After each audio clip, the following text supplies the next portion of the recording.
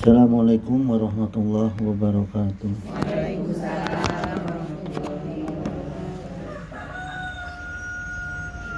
Alhamdulillah ala kulli halin qadarullah wa ma syaa fa'ala. Wassalatu wassalamu ala nabiyina sayyidina Muhammadin wa ala alihi wassahbihi la nabiyya ba'dah, amma ba'du. Hadratul muhtaromat summa ila hadratil kiram min jami'i asatizah wal muhtaram ummahatul musallina allazi yahduruna fi majlis ta'lim asyogir hadanallah wa iyakum. Ibu-ibu, kita teh udah berapa kali ya nggak ngaji ya. Ya malum, saya mendampingi anak saya 23 hari di rumah sakit dalam keadaan tidak sadar sampai meninggal. Itu jadi memang sudah kehendak Allah seperti itu ya. Walaupun orang tua sesungguhnya tidak siap. Bahkan yang saya rasakan itu lebih sakit, lebih sedih daripada ditinggal orang tua. Karena ketika ayah saya meninggal kan saya sudah ada kesiapan ya, bahwa orang tua tuh pasti mendahului gitu. Tapi ketika anak pertama, Arik itu usia 22 tahun, Arik itu tidak merokok, rajin olahraga, dan satu-satunya di antara 5 anak saya yang penghafal Quran. Jadi yang memang bagi saya itu sangat berat, karena ada harapan bagi saya, Ariklah yang kita kader untuk meneruskan kakeknya ya. Kakeknya artinya keturunan dari Gentur maupun keturunan dari Banten gitu. Karena kan sepuh-sepuh saya semuanya di dunia pesantren ya. Gitu. Cuma saya aja ini kacingkalang. Ya, jadi Arik yang kita memang, dan saya berharap selalu saya tularkan mengenai cara isol, bagaimana caranya mendoakan orang tua gitu. Jadi kalau kita ziarah kubur ke orang tua seperti apa gitu ya. Tapi ternyata Allah berkehendak lain, ya sudah. Ya memang berat, tapi ya akhirnya saya harus ikhlas ya. Karena singkat cerita gini Bu, Arik itu selama di rumah sakit beberapa kali dokter meminta saya untuk talqin karena sudah dinyatakan kritis, tapi saya nggak mau. Jadi selalu saya bilang, saya doanya itu minta panjang umur dan minta sembuh ya. Terus yang terakhir itu sama seperti itu, hari Kamis kemarin itu akhirnya keluarga semua udah dikumpulin, Bu Haji semua, adik-adiknya, kakaknya sudah talqin, sudah baca Quran, hanya saya sendiri yang enggak. Saya terus berharap supaya Arik itu sembuh gitu ya. Cuma saya curiga karena monitor itu ngaco Bu, angka-angkanya hilang, tinggal tanda tanya gitu. Akhirnya saya tanya, singkat cerita saya tanya dokter, dok ini apa yang terjadi terhadap anak saya? Nah karena dilihat pupil matanya itu besar, artinya batang otaknya rusak Bu, sebagian sudah mati. Nah jadi saya tanya, kalau anak saya hidup dalam keadaan batang otaknya mati dan rusak ini, apa yang terjadi oleh dia kepada dia? Kata dokter, akan lumpuh seumur hidup dan nggak bisa disembuhkan ya. Dari situlah akhirnya saya luluh, saya menyerah. Saya ke telinganya Arik, saya bisikan, Assalamualaikum abang, ini papa. Abang kalau mau pulang sekarang pulang aja, papa udah ikhlas, insya Allah kita ketemu di surga ya. Setelah itu dia keluar air mata Bu. Kanan kiri dia nangis. Terus ibunya nempelin terus pipinya ya, sambil Allah. Ketika itu nggak lama meninggal ya. Jadi dari situ kita berkesimpulan bahwa ternyata Arik itu nunggu ucapan ikhlas saya. Ya udah, berarti saya harus belajar ikhlas gitu ya. Nah, di antara cara saya belajar ikhlas itu saya mempelajari dalil-dalil yang bisa membuat saya ikhlas, ya. Pertama, hadis Rasulullah SAW bahwa Rasulullah menyampaikan orang yang meninggal di malam Jumat atau hari Jumat, insya Allah syahid. Kebetulan Arik hari Kamis jam 11.42, ya. Kemudian yang kedua, orang yang meninggal itu karena 5 penyakit. Pertama kolera, kedua sakit perut, ketiga tenggelam, ya. Kemudian berperang di jalan Allah, itu syahid, ya. Nah kebetulan Arik kan memang perutnya kena, Bu. Ya, perutnya kena karena livernya kena, ginjalnya, semua organ-organ yang ada di dalam perut, gitu. Jadi mudah-mudahan ini ciri daripada syahidnya, gitu. Ya, ketika Arik hidup tuh saya selalu membisikkan minta supaya Al-Quran yang dihafal oleh Arik itu mau memberikan syafaat, ya. Tapi ternyata saya sempat juga berpikir, kenapa kok Quran nggak memberikan syafaat? Ternyata syafaat Quran itu untuk di alam barzah dan di alam akhirat, gitu, ya. Jadi ya sekaranglah saatnya Arik ditemani oleh Al-Qurannya dia, gitu, ya. Bahkan ada dalam satu hadis, sakit selama 1 hari itu sama dengan berdosa setahun. Sementara Arik di rumah sakit itu 23 hari. Ya insya Allah, artinya dalam usianya yang 22 ini, insya Allah mohon doanya dari ibu-ibu sekalian, habislah dosanya dia. Amin. Nah untuk orang tuanya, ibu-ibu, Rasulullah menyampaikan ketika ada seorang anak hamba, firman Allah yang diambil, ya, ke Allah, dipaksa untuk pulang kepada Allah, kemudian orang tuanya ini bersyukur, ya, dan menerima keadaan itu, takdir itu, maka Allah akan bangunkan sebuah rumah di surga, namanya Baitul Hamdi, ya. Jadi ini pelajaran juga untuk kita semua, bahwa ketika kita nanti ada putra kita yang terpaksa harus mendahului, kita harus belajar ikhlas, Bu. Justru kita harus bersyukur kepada Allah, ya. Karena justru itu Allah, sayangnya Allah kepada anak kita lebih sayang daripada kita, ya. Nah itulah insya Allah justru kita akan dibangunkan rumah ke Allah, namanya Baitul Hamdi. Nah kemudian ibu-ibu sekarang ini kita ngaji aja, ya. Soalnya kalau cerita Arik terus saya nggak bisa ngaji nanti, ya, nggak keluar suara saya nanti, ya. Wa qala Nabi sallallahu alaihi wasallam ma yuridillahu bihi khaira yufaqihu fiddin. Jadi siapa yang dikehendaki Allah untuk mendapatkan kebaikan, Allah akan fahamkan dina masalah agama, ya. Pemahaman agama apa yang paling penting? Nah, sejarah mencatat 23 tahun Rasulullah SAW itu 13 tahun di Mekah, 10 tahun di Madinah berdakwah. Nah 13 tahun itu fokusnya Rasulullah adalah mendakwahkan tauhid. Jadi keutamaan yang paling utama pemahaman itu adalah memahami tauhid, ya. Memahami akidah, ilmunya adalah tauhid, gitu. Nah, saking luasnya ilmu tauhid itu, ya, pondasi yang paling mendasar adalah rukun iman yang 6, ya, arkanul iman sitatun. Antuk minabilahi wa malaikatihi wa kutubihi wa rusulihi wa bil yaumil akhiri wa bil qadari khairihi wa syarihi. Nah, jadi yang kita iman kepada Allah, kepada malaikat, kepada kitab, kemudian kepada Rasulullah, ya, kepada kepada hari akhir, dan kepada qadarullah, baik yang buruk maupun yang jelek, ya.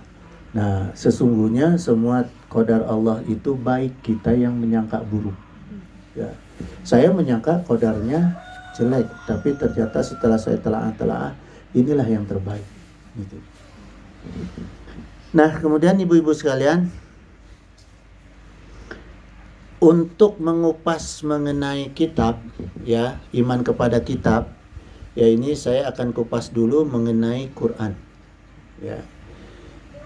Quran itu diturunkan di bulan Ramadan sebagai peristiwa yang paling istimewa di bulan Ramadan, yaitu tanggal 17 Ramadan. Bentuknya nuzulul Quran, ya. Nah, sekarang gini, Bu. Saya mau tanya sama ibu-ibu. Yang pertama ngasih nama kitab suci umat Islam itu adalah Al-Quran siapa? Ya. Yang kedua, yang pertama yang menulis Al-Quran itu siapa? Ya. Ayo. Ini saya jelasin, Ibu. Kalau yang pertama memberi nama kitab suci agama Kristen itu, Nasrani itu ada Injil, ya, itu Paulus. Ya. Kalau yang menulis kitab Injil itu ada apa? Siapa namanya tuh? Saya lupa tuh, ya. Pokoknya bukan Tuhannya, ya. Kalau Taurat itu kitabnya itu ditulis oleh Musa alaihissalam, dianggap ditulis oleh kanjeng Nabi Musa, gitu, ya, gitu. Nah, sekarang kalau kitab suci Al-Quran siapa, Bu? Yang memberi nama aja dulu, ya. Coba kita buka Quran. Ini yang jawab Quran, Bu. Kalau kitab suci lain yang jawab manusia. Kalau kitab suci Al-Quran yang menjawab Al-Quran, ya. Afala yatabarunal Quran, ya. Ini An-Nisa ayat 82 nih. Artinya apa? Afala tidakkah kalian yatabarunal Quran, memperhatikan Al-Quran, ya. Yatadabarunal itu tadaburo, mutadabiru, ya, tadabaru, ya. Atau kita kenal dengan apa? Tadabur. Tadabur itu artinya apa, Bu? Merenungkan, memperhatikan atau mempertimbangkan. Nah, jadi dalam kalimat ini kalau kita perhatikan, afala yatadabarunal Quran, Allah menegaskan apakah kalian tidak memperhatikan Al-Quran? Berarti yang menyebut pertama kali Al-Quran itu siapa? Allah. Bukan Rasul, bukan sahabat, tapi Allah. Jadi yang memberi nama Al-Quran itu Allah, bukan makhluk, ya. Itu jelas, Bu. Nah, kemudian lebih jelas lagi dalam Al-Isra ayat 9, inna hazal qur'ana yahdi lillati hiya aqwamu. Sungguh firman Allah, Al-Quran itu pemberi hidayah kepada yang tegak lurus, ya. Nah, sekarang kita buka ilmu lughahnya. Kata haza di dalam kalimat inna hazal qur'ana itu bentuk mufrad muzakkar idhofah. Idhofah itu artinya yang disandarkan, ya. Inna hazal qur'ana. Haza ini kata tunjuk yang disandarkan kepada Al-Quran, diidhofahkan kepada Al-Quran, gitu. Jadi artinya yang ditunjuk apa? Al-Quran. Kalau saya bilang ini handphone, namanya benda ini handphone. Kalau Allah bilang ini Quran, berarti nama benda ini Al-Quran. Jadi yang memberi nama Allah. Jelas, Bu, ya? Jadi bukan makhluk yang memberi nama, gitu, ya. Gitu. Haza itu maknanya penunjuk kata qorib, ya, kata dekat, gitu. Nah, kemudian kedua ayat tadi menjelaskan bahwa yang memberi nama itu adalah Allah langsung, bukan jin, bukan manusia, ya. Kemudian di ayat selanjutnya Allah menjelaskan fungsi Al-Quran. Fungsi Al-Quran adalah yahdi lillati hiya aqwamu. Apa artinya? Al-Quran itu sebagai petunjuk untuk orang-orang yang tegak lurus, aqwam, yang tegak lurus. Nah, siapa orang-orang yang aqwamu itu? Orang-orang yang paham dan mengamalkan akidah ilahiyah. Karena isinya Al-Quran diantaranya yang paling tegas adalah mengajarkan ketauhidan. Ya. Tadi kalau yang memberi nama Yesus itu adalah Tuhannya orang Nasrani adalah Paulus. Kalau yang memberi nama Allah itu siapa? Yang memberi nama Tuhan kita nih, Tuhan kita Allah siapa? Hah? Allah. Innani anallaha fa'budni. Ya. Jadi jelas Allah sampaikan, saya ini adalah Allah.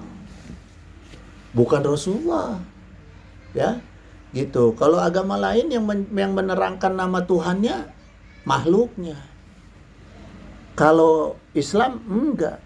Makanya murni inadina indallahil Islam. Bahkan di dalam Al-Quran itu sendiri, ibu-ibu, ya, tidak ada campur tangan atau perkataan makhluk. Coba, kalau di kitab Injil ada perkataan Yohanes, Matius, nah itu penulis-penulis Injil, ya. Nah kalau di Quran ada nggak? Muhammad sendiri, Rasulullah, ada nggak perkataan Rasulullah? Tidak ada. Ada juga Allah menceritakan Rasulullah berkata-kata. Perkataan orang yang pangkatnya tertinggi, ya Rasulullah bahkan Nabi, itu ada nggak di Al-Quran? Nggak ada. Adanya di mana? Hadis. Berarti Quran itu benar-benar kitab suci. Karena tidak terkotori oleh sifat makhluk. Ya. Gitu. Nabi aja nggak berani, Bu. Nabi itu ketika menyampaikan pesan amanat atau perintah kepada sahabat tidak berani mengatakan bahwa ini wahyu. Makanya Nabi mengatakan ini adalah hadis. Gitu. Karena tidak boleh tercampur, ya. Gitu, dengan kepentingan makhluk. Karena biasa kalau sudah makhluk ikut campur di dalam kitab suci, kepentingan makhluk ikut. Ada aja isengnya, ya, yang dibelok-belokkan lah kalimatnya, katanya, tujuannya untuk kepentingan dia, kepentingan makhluk, ya. Maka benar Quran itu adalah kitab suci, ya. Nah, maka kitab suci Al-Quran itu akan memberi hidayah kepada orang-orang yang tegak lurus dan jujur, ya. Gitu. Orang-orang yang mengimani nama-nama Allah, sifat-sifat Allah dan perbuatan-perbuatannya Allah, gitu. Dan orang-orang yang mendalami akidah, syariah, akhlak dalam ilmunya tauhid, fikih, tasawuf, ya. Nah, ini, Bu. Maka ya, ketika orang menemukan mukjizat di dalam Al-Quran, dia akan jadi Islam, akan mu'alaf. Terbukti sekarang di dunia ini banyak orang-orang pintar, peneliti-peneliti yang menemukan mukjizat Al-Quran, dia malah masuk Islam. Orang yang keluar dari Islam itu terbukti orang-orang yang semakin bodoh otaknya, semakin lapar perutnya, ya. Tapi orang semakin pintar, pasti dia akan menerima akidah Islam. Gitu, ya. Kita mau jadi bodoh apa mau jadi pintar? Tentukan aja sekarang kita telaah, ya. Kita introspeksi diri kita nih mau jadi orang bodoh, mau jadi orang pintar. Gitu. Mata ulah eleku supermi. Ya, gitu. Nah, kemudian ibu-ibu sekalian, dalam ayat ini Allah berfirman, wa yubasyirul mu'minina allazina ya'maluna sholihati. Dan Al-Quran memberi kabar gembira kepada orang-orang mukmin yang mengerjakan amal soleh, ya. Artinya orang-orang yang mengerjakan amal soleh itu orang-orang yang benar-benar mau, ya, menjalani kehidupan sesuai dengan aturan Al-Quran, hadis, ijma dan qiyas, ya, yang juga mau mendakwahkan Al-Quran walau ayah. Walaupun mampunya cuma satu ayat, ya satu ayat. Gitu, ya. Kalau untuk ibu-ibu cara termudah bagaimana dakwanya? Anak. Kalau bisa usahakan Bu, ibu ketika memberi perintah ke anak, ya, supaya anak itu kamu kalau bisa kamu sholat misalnya, ya, memerintahkan anak supaya sholat, kasih ayatnya. As-sholatu imanuddin, faman aqoma faqad aqomadin, supaya dakwah ibu itu tercatat, ya. Karena kehidupan kita itu tidak lepas daripada ayat dan tuntunan agama. Dengan demikian mau nggak mau ibu akan terdorong untuk belajar mencari. Oh, saya butuh nih mau nasehatin anak saya supaya apa? Cari ayatnya, cari hadisnya. Dengan sendirinya ibu begitu anak ibu soleh, ibu jadi ustazah. Karena banyak hafal hadis, banyak hafal ayat. Gitu. Jadi dibiasakan seperti itu, Bu. Ya, ketika ibu sudah terbiasa seperti itu, ibu akan tercatat sebagai orang-orang yang berdakwah, gitu. Dan pahala orang yang berdakwah adalah syahid, ya. Nah, kemudian dakwah yang paling utama adalah mendakwahkan diri sendiri, gitu, ya. Dan nggak boleh dakwah itu maksa. Bolehnya maksa kepada siapa? Kepada anak. Gitu. Kalau kepada orang lain nggak boleh maksa, gitu. Karena Allah Ta'ala sendiri berfirman, Al-Baqarah 256, la ikraha fiddin, ya, tidak ada paksaan dalam perkara agama. Nah, sekarang metode dakwah Al-Quran yang sesungguhnya itu seperti apa? Nah, dakwah itu dalam bahasa Arab hurufnya dal, ain, waw. Nah, ini sifatnya fi'il naqis, ya. Fi'il naqis itu fi'il tanpa fa'il, tanpa pelaku, dan tanpa maf'ul, tanpa objek. Jadi dalam perkara berdakwah itu nggak usah nunggu orang banyak, nggak usah nunggu orang lain, ya, karena tanpa fa'il. Karena tanpa fa'il berarti yang diutamakan dakwah adalah diri kita sendiri, nggak usah nunggu orang lain. Saya mau ngapalin nih hadis ayat, saya mau dakwah, kayak ngantosan salaki, ngantosan anak, nggak usah. Dakwahkan diri sendiri, ya, karena itu bentuknya fi'il naqis, gitu, ya. Da'a yad'u wa da'watan, artinya dakwah itu menyeru, memanggil dan mengajak, gitu. Jadi bukan dakwah itu memerangi, ngomel-ngomel, nyarekan, bukan, ya, gitu, tapi mengajak, gitu, ya, memanggil boleh, gitu.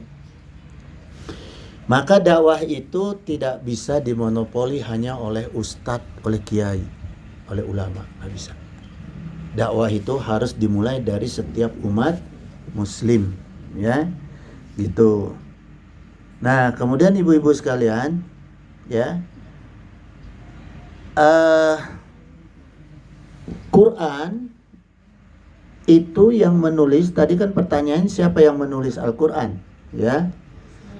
Kalau yang menulis kitab Injil itu Matius, Markus, Lukas, Yohanes. Karena di dalam kitab Injil itu isinya itu. Bukan Al-Baqarah ayat-ayat, bukan, tapi di situ yang menerangkan penulis Matius, Markus, Lukas, Yohanes, ya.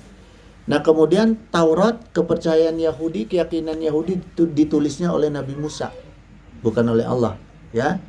Kitab Weda itu sendiri, keyakinan umat Hindu adalah ditulis oleh resi namanya, ya, Maharesi biasa, gitu. Jadi artinya apa sih istilahnya, ya, ininya lah, orang sucinya lah, gitu, ya. Nah, kalau kitab agama Buddha itu Tripitaka, ya. Tripitaka itu ditulis oleh Buddha Gautama. Jadi semua kitab-kitab suci selain pada Al-Quran ditulis oleh makhluk. Nah, sekarang Al-Quran, siapa yang nulis? Dijawab oleh Al-Quran dalam Al-Baqarah 185, Syahrul Ramadan allazi unzila fihil Quran. Bulan Ramadan adalah bulan yang di dalamnya diturunkan Al-Quran. Jadi Quran itu ditulis oleh Allah, diturunkan sudah dalam bentuk tulisan. Ya, gitu. Nah sekarang gini Bu, kenapa harus seperti itu? Karena dulu orang-orang Arab itu nggak ada yang bisa nulis. Bahkan Rasulullah itu sendiri tidak bisa nulis, tidak bisa baca. Maka disebut umi. Ya, itu. Nah akhirnya Allah turunkan wahyu itu secara singkat nih. Ya, perintahnya apa pertama? Iqra. Rasulullah bisa baca nggak? Nggak bisa. Tapi Allah perintah Iqra. Ya. Nah terus kata Rasulullah apa? Ma'ana biqori, sungguh saya ini nggak bisa baca. Jadi kata Rasulullah ketika diperintah baca, saya nggak bisa baca. Sungguh lagi pakai taukid ya. Sampai 3 kali Rasulullah tetap ngomong ma'ana biqori, sungguh saya tidak bisa membaca gitu. Kemudian dilanjutkan oleh malaikat Jibril, Bismi rabbikal ladzi khalaq ya. Bacalah dengan menyebut nama Tuhan kamu, Khalaq, Al-Khalaq yang menciptakan. Jadi bagi Allah itu gampang. Jangankan menciptakan orang jadi bisa baca, menciptakan makhluk yang lain aja gampang. Ya, apalagi cuma membuat Rasulullah jadi pintar baca gitu. Ya. Gitu. Nah, kemudian diterangkan oleh ulama kata Iqra bismi Rabbika ini yaitu ista'in bismi Rabbika. Maknanya adalah minta pertolongan dengan nama Rabb kamu. Itu. Artinya ketika kita mau melakukan apapun diusahakan diawali dengan minta tolong kepada Allah. Caranya bismillah. Ya. Apapun tuh. Sehingga apa? Akan dimudahkan ke Allah. Gitu. Jadi kita nggak hanya ngandalkan otak, nggak hanya ngandalkan tangan, ya.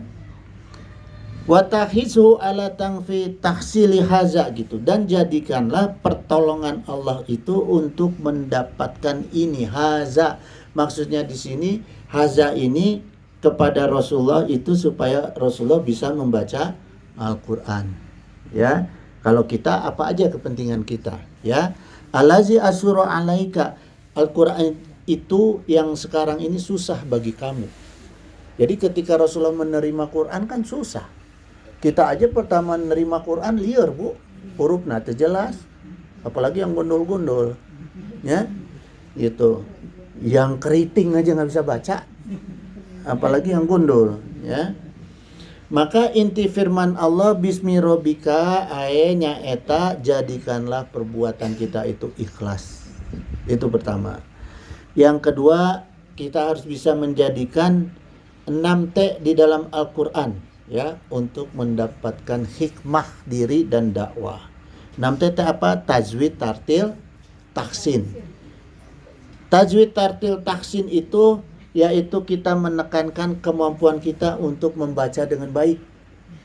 Tidak hanya makhorijul, tidak, tapi juga sifat hurufnya, ya, gitu, tajwid tanwinnya, tahsinnya. Nah itu harus belajar kita baik, ya.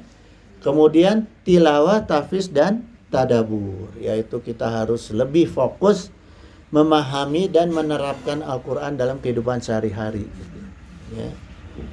Itu Bu. Nah itu salah satunya tadi kalau Ibu mau bicara itu memberikan nasihat, usahakan dengan ayat, ya. Kemudian ketika Rasulullah bisa membaca Al-Quran, Allah jadikan tiba-tiba Rasulullah itu bisa membaca Al-Quran, bahkan memahami Al-Quran, ya.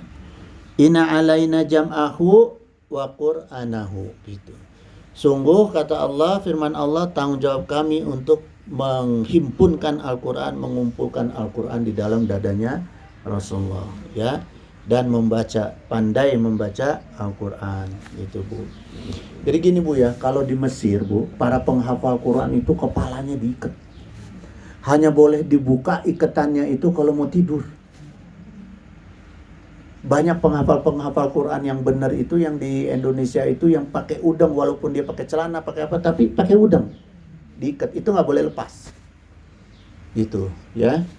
Nah itu karena ada 6 pantangan orang penghafal Al-Quran dan itu nggak boleh dilanggar. Gitu. Bahkan kita kalau lupa satu ayat aja harus dihafalin tuh Bu. Ya, jangan dibiarkan lupa gitu. Kemudian di ayat ketiga, ayat keempat dan ayat kelima ini, Iqra wa rabbukal akram, bacalah atas nama Tuhan kamu yang maha mulia, akram. Allazi alamal bil qalam. Mananya apa? Allah mengajar dengan tulisan, dengan pena. Ya, qalam itu pena, tulisan. Alamal insana ma'lam ya'lam. Allah mengajarkan manusia yang tidak diketahui. Mananya apa? Ya. Dari 2 ayat ini kita harus paham bahwa ilmu yang bersumber dari Allah itu pertama harus dibaca, kedua harus ditulis. Jadi ketika ibu belajar mentafsir Quran, belajar mentafsir hadis, memahami Al-Quran, hadis, ijma dan ilmu ya yang berkaitan dengan agama, usahakan ditulis Bu. Jangan cuma dibaca. Habis dibaca, ditulis. Setelah ditulis, dipahami. Nah, setelah dipahami, diamalkan. Itulah maka ilmu menjadi hidayah. Kalau kita belajar hanya cuma menulis, ya membaca, kemudian menulis, tidak memahami, apalagi tidak mengamalkan, itu hanya jadi pintar otak doang.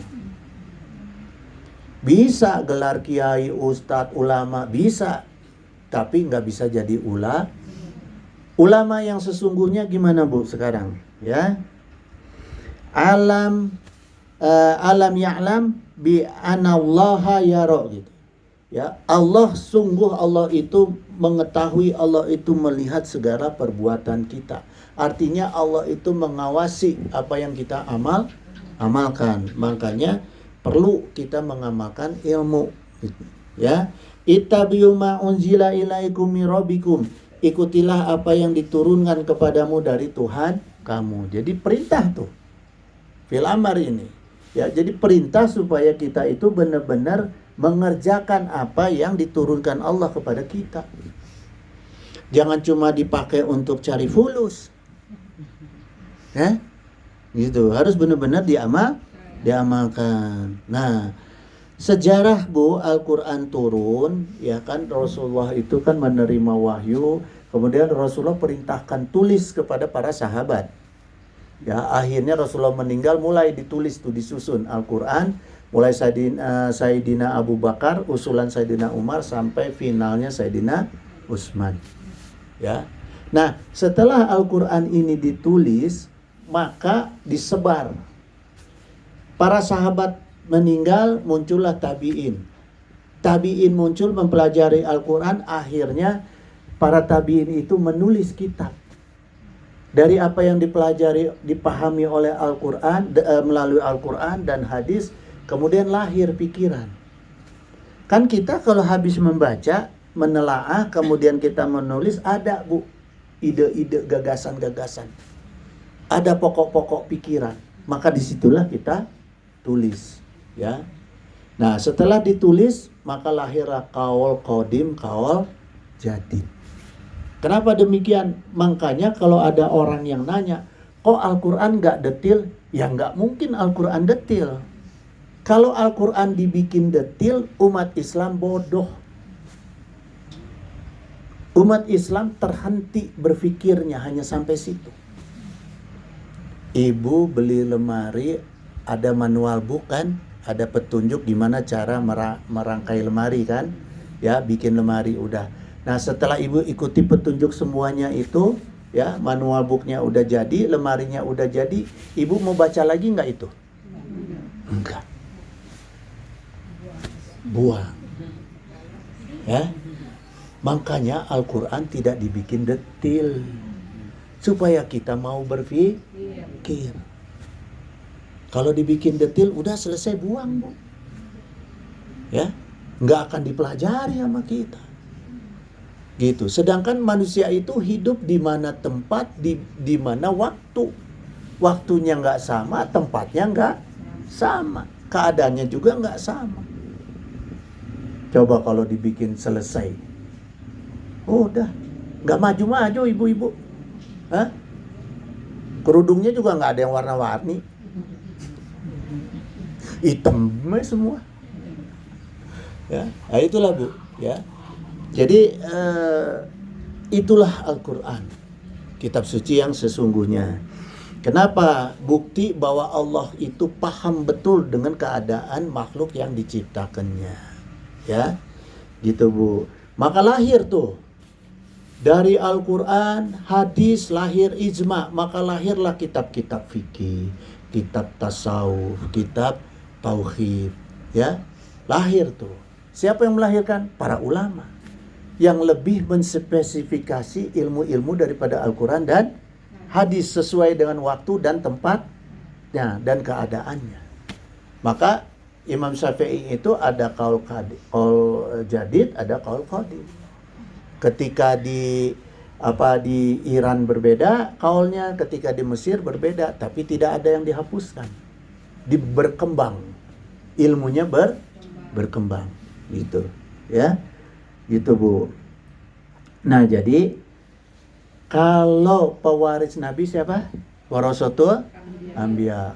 Warasatul Anbiya ulama. Berarti ulama yang benar yang gimana, Bu? Yang menulis kitab. Ulama yang benar, ulama yang menulis kitab, mengajarkan kitabnya, memahami kitabnya, dan mengamalkan kitabnya. Kalau orang yang cuma ngomong doang, ulama bukan. Kita jadi sekarang udah tahu patokan ya. Kalau kita mau melabeli orang ini ulama apa bukan, punya kitab nggak dia? Kalau dia nggak punya kitab, penceramah, bukan ulama. Ya, ulama yang benar, Bu, sampai digentur aja Mama Nuh, Mama Baden tuh punya kitab-kitab, walaupun kitab-kitab kecil. Ya, gitu. Jadi orang-orang yang mau menulis, memahami dan mengamalkan dan mengajarkan, itulah ulama. Kalau saya belum bisa, Bu. Belum nulis saya karena adanya di handphone. Bukan nulis, mencet-mencet. Gitu. Ya, itu ibu-ibu sekalian. Nah, kemudian ibu-ibu sekalian, masih ada waktu. Quran itu ternyata adalah fakta bahwa Quran itu kalamullah. Kalau Quran itu bukan makhluk, maka Al-Quran tidak boleh dianggap makhluk. Maka Al-Quran tidak boleh disembarangin oleh kita. Buktinya apa Quran itu bukan makhluk? Inna nahnu nazalna zikra wa inna lahu lahafidun. Allah ikut menjaga Al-Quran. Allah menggunakan kata nahnu, bukan innallaha. Nahnu itu apa? Kami. Berarti Allah itu menjaga Al-Quran bersama para malaikat, bersama para penghafal Al-Quran, bersama para ulama yang mempelajari Al-Quran. Ya, ada nggak kitab lain yang dihafalkan oleh umatnya? Ibu tantang aja. Orang yang punya megang kitab Injil, seginilah katakanlah, mampu nggak dia ngamalkan, menghafal? Nggak mampu. Ya, Quran berapa ayat? Banyak nggak yang tahfiz Quran, hafidoh? Wah, ya, gitu. Karena dijamin kok Allah, ya. Kemudian Allah Ta'ala berfirman, bahkan Allah itu menantang, fatu bisyurati min mithlihi wad'u syuhada'akum min dunillahi. Buatlah satu surah semisal Al-Quran, ajaklah penolong-penolong kamu. Nah, ditantang ke Allah, hei manusia, ajak jin lah, seluruh manusia berikut jin, kalau perlu semut, ajak bikin satu ayat aja seperti Al-Quran. Ada yang bisa nggak? Sampai sekarang nggak ada. Nggak ada yang terbukti sampai sekarang, gitu, ya. Maka jelaslah Al-Quran itu adalah kalamullah. Kemudian ada yang bertanya, kenapa kok Al-Quran kalau memang benar kalamullah, bukan karangannya Muhammad, kenapa Quran itu diturunkan dalam bahasa Arab? Kan manusia di dunia ini ada orang Inggris, orang Spanyol, orang Sunda, ya. Kenapa bahasa Arab? Kenapa nggak diturunin di Spanyol? Ya, nah itu Allah jawab. Inna anzalnahu Qur'anan Arabial la'alakum ta'qilun. Karena yang akan menerima Al-Quran itu adalah orang Arab. Rasulullah Muhammad SAW adalah orang Arab. Kalau yang menerimanya aja nggak paham bahasa Al-Quran, bagaimana mau mendakwahkan? Ya. Nah, kenapa harus Muhammad? Rasulullah, ya. Sementara nabi-nabi lain adalah Bani Israel.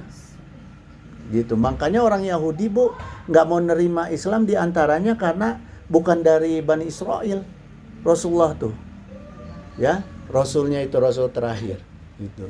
Cemburu dia, apalagi dari istri muda lagi. Ya, istri tua kan sok titunya. Ya. Nah, ternyata Allah punya keinginan lain. Ya, Allah ingin membuktikan bahwa orang yang bisa menerima kitab suci Al-Quran dan kehendak Allah itu bukan hanya orang bangsawan, bukan hanya orang pinter, tapi orang dari kalangan suku yang terbelakang. Mekah itu kan dulu daerah yang terbelakang, yang di tengah-tengah gunung, di tengah-tengah bukit, lembah, ya, gitu. Satu itu keinginan Allah. Yang kedua, Allah ingin membuktikan bahwa Al-Quran itu lahir dari orang-orang pilihan Allah, yaitu keturunannya Ibrahim alaihi salam, dan berada di lingkungan rumah Allah. Karena di Mekah ada rumah Allah. Mungkin kalau Ka'bah adanya di Jakarta, gantiin Monas di Jakarta, orang Betawi. Ya, gitu. Ya, jadi memang Allah tuh punya maksud rahasia-rahasia yang memang kita harus mengerti, ya. Jadi gini, Bu, di antara bukti kitab suci itu adalah kitab suci itu bahasanya sama dengan orang yang pertama menerimanya. Sampai sekarang kitab Al-Quran itu sama bahasanya dengan Rasulullah Muhammad SAW dan tidak pernah berubah. Coba kitab suci lain, berubah nggak bahasanya?